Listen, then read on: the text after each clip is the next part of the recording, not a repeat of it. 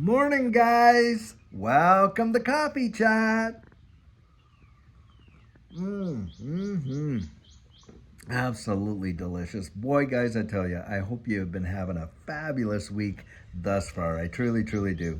You guys make my day. I'll tell you what, getting up in the morning, coming out here and talking with you literally makes my day. And especially when I see all the comments in there in the comment section and stuff, because when you see a thumb and a heart, it means that Judy and I have read those comments. That's us giving you that. Now, I do not have the ability to go in and comment back on a lot of the things that are in there. Now, some I do.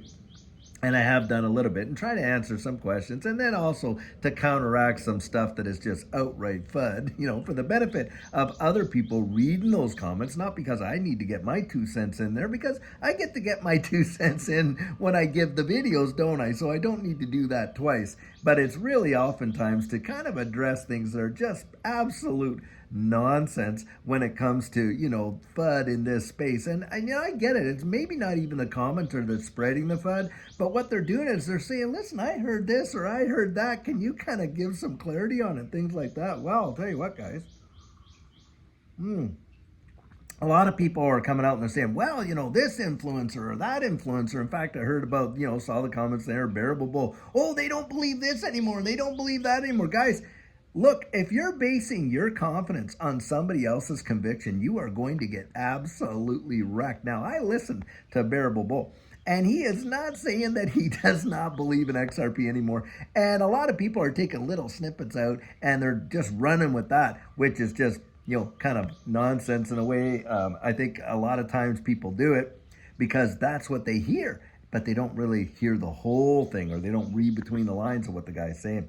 And so don't let yourself base your confidence on somebody else's conviction. And by the way, guys, including mine. I've made my decision. Judy and I have researched this to the nth degree, and we're absolutely convinced. And on top of that, I'm seeing some other old FUD that's kind of like being, resurfaced and kind of regurgitated through the system about how ODL partners are buying it up and then dumping it on the market. That is absolute hooey. A lot of these on-demand liquidity partners are purchasing and using XRP. In fact, a lot of them even lease it. They don't even buy it. And the thing is this, they're doing that for the utility purposes of the cross-border payments. And by the way, they're under contract not to be able to go dump that onto retail. But of course, you're going to get all that FUD out there that if it's not Ripple selling it on the open market, well, then it's going to be all these other ones over here. Guys, when you look at the daily volume of XRP, right, and we're into the multiple billions, in fact, hundreds of billions in some cases, when we see just the movement, it's just truly crazy, but certainly into the hundreds and hundreds of millions daily. Do you really believe that that's retail moving that market? No, guys, it is not on your life. Even on a global level, that is not retail. And the thing is this, a lot of folks say, well, if all these institutions are gobbling up, which we know that they are, how do we know that for a fact? Guys, you can see the open ledgers. You can see the wallets that have hold 10 million to 100 million in XRP have just absolutely gotten so fat in the last few months and weeks. It is crazy. And so that is an actual fact. They are buying it. Now, a lot of folks say, well, why isn't the price moving? And I'm coming back and I'm saying, have you ever heard of over-the-counter trading? That is exactly what is going on. And by the way, that goes on in traditional markets too. Look, there is a way for them to play and a way for us to play, and that's the way it's always been. Is it fair? Maybe not, but that's just the way life is. And in fact, if you want to get really into the nitty gritty, do you know when you're talking about, things that will IPO and all that? Well, accredited investors, is that a fair system? I mean, does the government care 2 cents if we went down to Vegas and literally mortgaged our house, took a couple $100,000 out of our homes, went to Vegas and blew it, in about a 3-day period, just going hog wild gambling? Nope, they don't give two hoots about that. But they will come out and limit you and I when it comes to investing in pre-IPO stuff. Oh no, we got to protect those investors and they got to be accredited investor. An accredited investor just basically means that you've got $1 million liquid over and above your real property, or you've been earning $200,000 to $300,000 as a household per year for at least 2 years and on and on. And then you can be accredited. See, they think you have enough money that you can lose it. But do you think they really care? No, guys, it's about keeping, people in the average rank and file away from a lot of these opportunities. And if you think that the SEC sued Ripple in order to protect the retail investor, come on, that is absolute hogwash. Why? I'll give you a telltale reason right here. Before the SEC dropped this lawsuit, there was a major push, and people were FOMOing into XRP like crazy for what? To become a part of the Flare snapshot. It was going to be a 1-to-1. And so people were buying XRP up like crazy, and the SEC knew it. They knew it, but they didn't give one warning. Now, after that snapshot was taken and all the purchasing had been done, what happened? Jay Clayton, on the last day in the SEC as a commissioner, walking out the door, drops a lawsuit on Ripple. Price of XRP literally plummets from 50, 60 cents, bang, down to 17.48 cents. Yep, did the SEC try to warn all the retail people and protect them by coming out with at least some sort of a notice saying, hey, you might want to have some caution here. We're investigating Ripple. There may be something coming, da-da-da-da-da. Not on your life. They didn't do one thing. And that's where, guys, I'm telling you, it's a dog and pony show. It is a dog and pony show what's going on here and how the SEC is working. They're not out there to protect you and I. They're out there. They're protecting all the powers that be and all that. That's what's going on. And think of the Ethereum free pass and how people literally just enrich themselves with all of those disguised whales and everything. Come on, guys. We know that this is how the game is played. So don't buy into the FUD. Don't buy into the FUD. I'll tell you what. Now, having said that, I was reading an article today on the hedge that really, I'll tell you what, surely just caused me to, kind of sit up and pay some attention. They're saying right now that the average 4-person family to live comfortably in the United States requires over $177,000 of annual income to do that. Can you fathom that? That is absolutely insane. And on top of that, listen to this. The highest place in the country happens to be in Massachusetts, where to live comfortably in that state, the average family of 4 needs to be earning over $301,000. Yet they're trying to tell us that they got the economy, it's turning around. What a load of garbage. And this is where, guys, if you want to get out there and get your voice heard. Get behind these people that support the people, not the ones that have been in there 20, 30, 40 years and have done nothing for their constituents except get out there and glad hand them and then, pass out a few trinkets and treats when it's, election time and stuff like that. And meanwhile, you got people like Elizabeth Warren out there colluding with Gary Gensler, who is a public servant, by the way, and we are the ones paying his salary and stuff like that. And yet these representatives that will go out there and literally backstab you and I as the common people and call us tax cheaters and fraudsters and you name it and all that. Over 65 million people in the United States have some exposure to crypto. Did you hear that? That is a huge amount. And I'll tell you what, all these anti-crypto, people that want to keep the powers that be in there, like the Elizabeth Warrens, boy, I'll tell you, they better be looking over their shoulder because there are people coming up behind them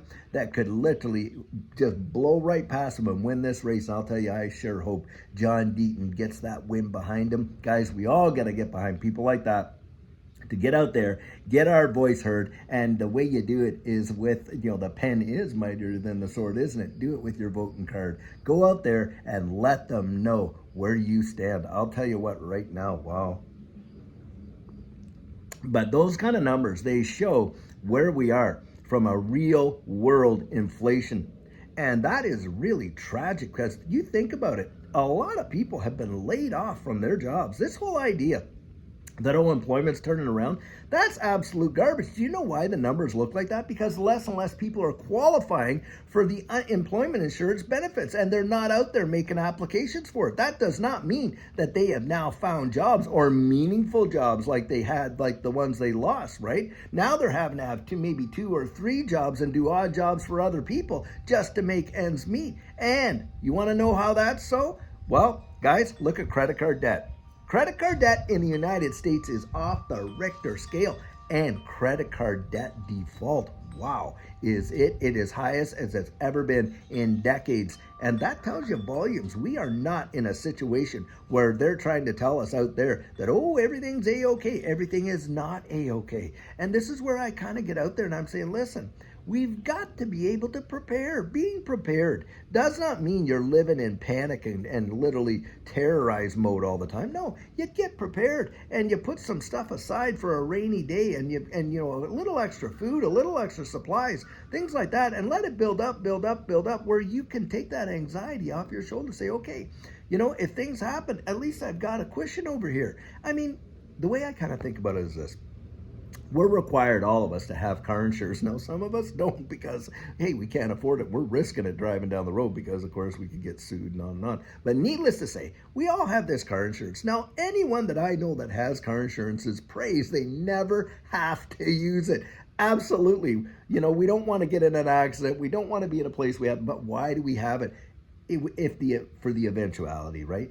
That's the same way I look at preparing. I don't do it in a fear-based way, but I do it in a way that, hey, look, I'm going to use these goods anyway. And I can just rotate my prep stuff, you know, like all the various foods and things like that. And of course, you know, various soaps and shampoos and things that everybody uses and things like that. I can rotate that, but I want to keep a nice cushion there just in case there's a big, you know, something happens, either the logistics or that. Now, having said that, last night, Judy and I were up really, really late. The state of Texas suffered a big hit with a massive windstorm. I don't know if they're calling it a tornado or not, but needless to say, 1.1 million people without power. And we have some good friends in this space. Of course, you know, Burson, who with Black Swan Capitalist, he lives down there in Houston. Our hearts were going out to him, praying for him and his family for sure. And we have other family members. My son, who works for, you know, a company that, and he goes around and he does, you know, various stuff all over the country for them. Well, needless to say, he happened to be in Houston during that storm. And, you know, he got stuck between two houses, and he showed us a video of what was going on. It was obscene, you know, what was happening. We were scared for him and, of course, praying for him. And we were just up last night spending some time together in prayer and talking and things like that, Judy and I. And so, you know, when you get up there, we were up quite late and things like that and whatever. But guys, you got to think of your fellow man and prepare for things, eventualities that could happen like that, which you might have the financial ability to, you know, keep the lights on and this and that, and that's not an issue for you. For other people, maybe the finances are the issue or whatever. But you just don't know when a crisis is going to hit and where the logistics are going to be down, and they're not going to be able to get that stuff to you the way you think. And I'll tell you what, you will be so grateful that you had a backup plan. And that's just the way I look at it. And so being prepared is a big, big deal. That is for sure. And guys, we got to start thinking about our fellow man over here. Now, I do believe that when we get out there and we're sharing the information that we are in this digital asset space, I believe this digital asset space, just like Larry Fink said, is going to represent a flight to safety, because that's what they're transitioning us into.